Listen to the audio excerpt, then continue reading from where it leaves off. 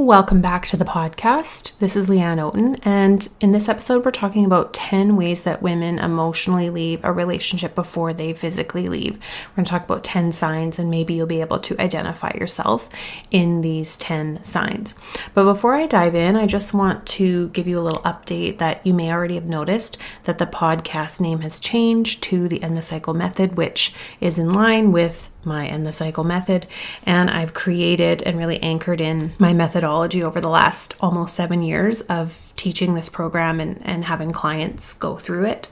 So when I work with women one-to-one and they're in one of these relationships, they go through this method as well because it covers literally everything. It covers everything that I wouldn't be able to cover in one-on-one sessions. So if you work with me privately, then you would be going through that program as well.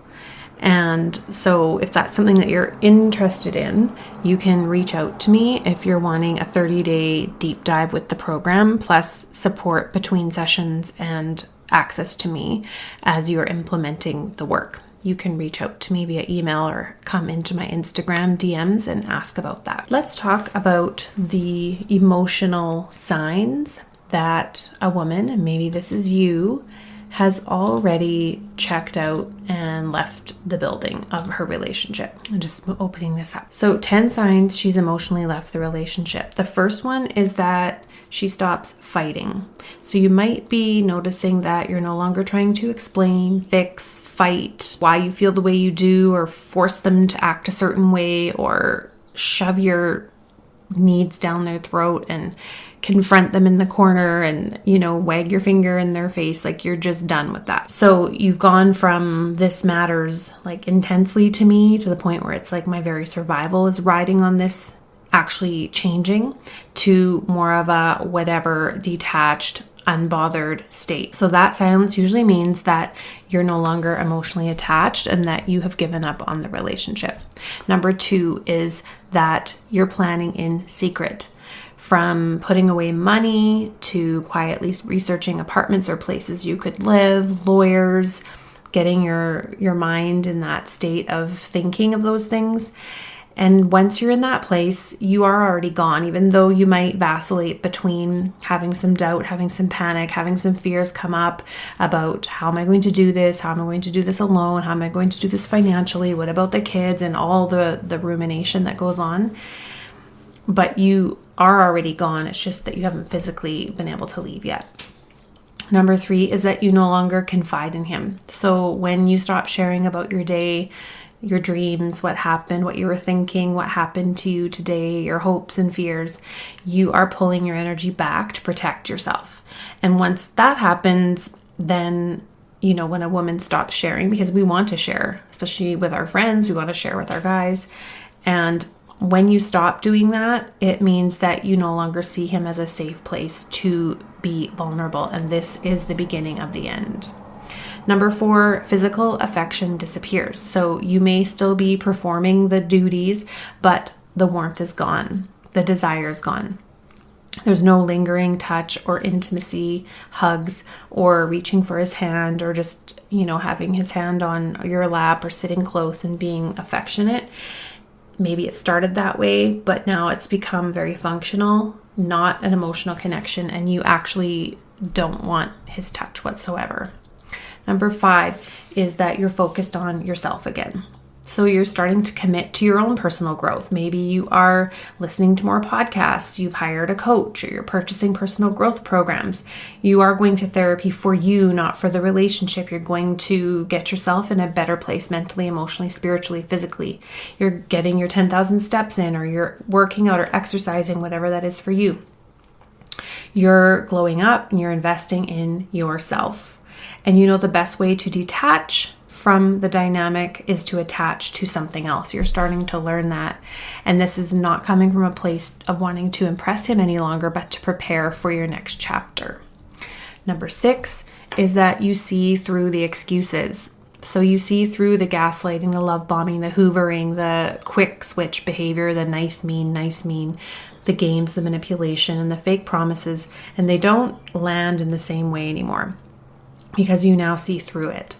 And you're no longer hoping, you're observing, and you're seeing that the more you pour into yourself, the more that you will see that he is not going to grow with you, and the hope just dies from there. Number 7, you avoid intimacy. So where you used to want to share your inner world, it's now just the small talk about the kids, about the garbage or house chores, short answers, no vulnerability. You've kind of gone cold and cut yourself off. And you used to want to be known, but now you're guarding yourself from having that vulnerability used against you like it has been a million times before. And so you shut down, detach, and go cold. And then usually, they're noticing these things and they're saying like, what's wrong with you? Why are you acting like this? Why are you acting so cold? What have I done now? I didn't do anything. What is your problem? Why are you so mean and all this, right? And so that can be really difficult because in your mind and in your heart, you're like, yeah, it's true. I am. I'm ice cold. I'm beyond pissed. I'm beyond rage. I'm numb and shut down. And so that can be hard because then the thing is, it's flipped over onto you that you're the problem. And this is why the relationship is ending, because you're so miserable. So you've got to really see the dynamic at play. Number 8 is that you're reclaiming your voice. Where you used to bite your tongue or maybe not say anything, you're saying it out loud, but you're not doing it because you think it's going to change anything. You're doing it for your own closure and for your own healing and your own empowerment. You're at a place where you're done tiptoeing and worrying about upsetting him, especially when he has never cared about how much he has upset you, and you finally understand that. Number 9, you've emotionally invested elsewhere. So whether that's pouring more into your kids, doing more things with your kids, being more present with them, which I highly recommend. A very big piece of what I guide women to do is redirect their focus to the kids and themselves and their careers and their businesses and key, close, nourishing friendships, on their wellness and on the future that they are envisioning. So then from this place, your emotional energy is already gone from the relationship. So where you used to put all of your energy into the relationship, him, chasing him, over-functioning, over-giving, controlling, fixing, mothering, managing, all that exhausting shit. Now you've realized, you know it now. So a lot of women can hear me say you need to redirect that focus onto you, but they don't know it until they actually know it. And you know it by having that internal shift of what that actually looks like. But when that happens, then your emotional energy now is being redirected elsewhere, and you will find you'll be able to get a lot more done in that space because you're not draining your energy on something that you can't control, which is him. Number 10, you're no longer afraid to lose him. Maybe you have moments, but most of all, the prevailing feeling is that you're no longer afraid. You're more afraid of losing you if you keep doing this. And the fear that's kept you stuck has burned right out. So what used to feel like I can't live without him now feels like I'm already living without him, and having the realization that you've always lived alone, even within the relationship. So how many of those can you relate to? I know that I've been through every single one of those, and I think that most women could relate to that. And so if you are in that place, but you're still in that, I don't really know what step to take here. I'm still not in a place to just get up and leave yet, but I'm in this place of like, I know there's no going back to that and I can't do this anymore, but what does that next thing look like? That's exactly what I teach you in my End the Cycle method. This is a 30-day program. Whether you are a busy working mother or you have your own business, you can put this into practice within 30 days. I have had very busy full-time working mothers come in, and while they had to focus and maybe other things had to shift focus and priority for that 30 days, they go all in and they experience radical shifts within themselves. That doesn't always mean that they pack up and leave within 30 days, because I'm not promising that and I'm not suggesting that and I'm not pressuring that at all. This is about going through the process in 30 days and implementing the work. And you do this in 30-day cycles. So you do the 30 days and you implement the changes. You go through the phases of the method, which is the detox, define, deprogram, decide, detach, and then either develop together or divorce. So those are the 6 phases. 5 main core phases are what I teach you in the method, which is the detox from the mental fog and confusion. You start to identify what is really going on. in the dynamic as you shift the energy towards self. So that's the detox phase. The phase 2 is define. You define your boundaries, sacred, non-negotiable needs, deal breakers, and ultimatums. And then you present those to your partner to see if he's going to rise to meet you. That's part of what I call my final test. And I walk you through how to do that. Stage 3 is deprogram, where you shift your mental and emotional patterns that have kept you stuck in the dynamic. We need to work from the inside out at the identity level, at the mindset level, and at the emotional level. And then phase 4 is where you decide. So after using the final test method and giving it some time, you get to decide on the time frame as well. That's fully in your control. You will make a decision based on his actions to your ultimatums for change. So when you presented him with those pieces, you get to decide on the time frame and when will be your final last straw.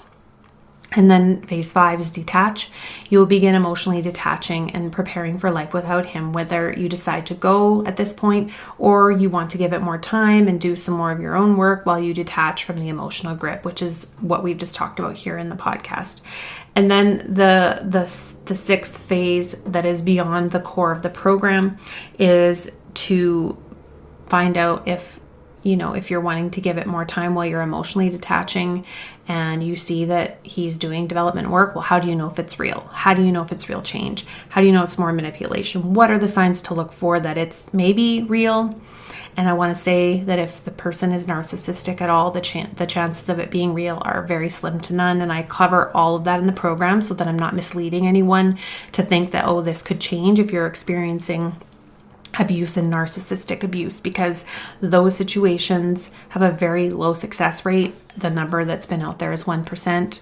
And I don't know where they get that number, but it's just to show you the chances of, but where I see women getting stuck, I've been doing this a long time. I've seen a lot of things. I've seen women in a lot of really bad, horrific situations.